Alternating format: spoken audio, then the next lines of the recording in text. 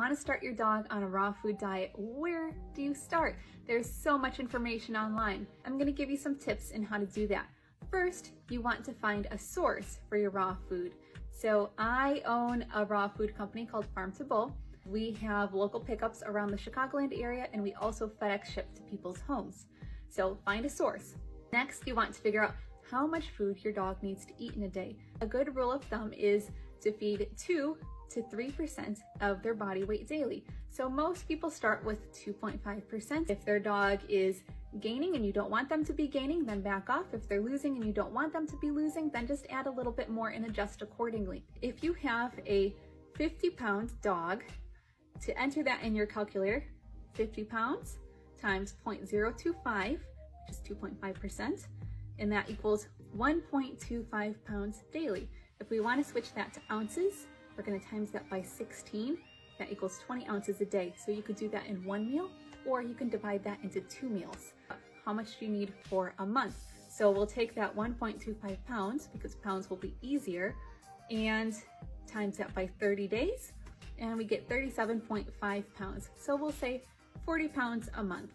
Now you'll need to figure out where you're going to store those 40 pounds of food. So, or more if you have multiple dogs or bigger dogs.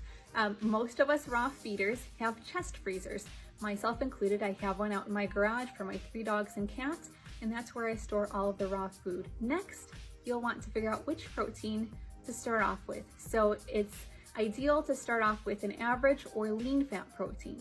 You want to save the high fat proteins for later. They're great to feed, awesome for skin and coat.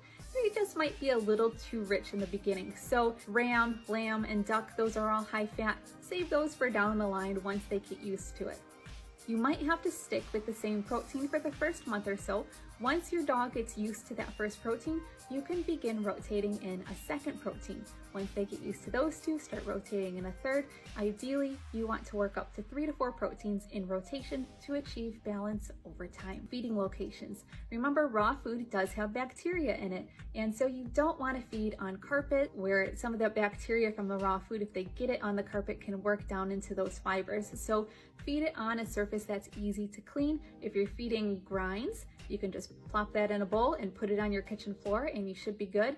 If you're feeding raw meaty bones, feeding in a crate that you can easily wipe down after or outside. Once you are ready, a great way to streamline the transition process is to do a 12 to 24-hour fast so that your dog eliminates everything in their system from their old diet and is all nice and ready for their new raw diet. And then you switch over after their fast, cold turkey. Pun intended.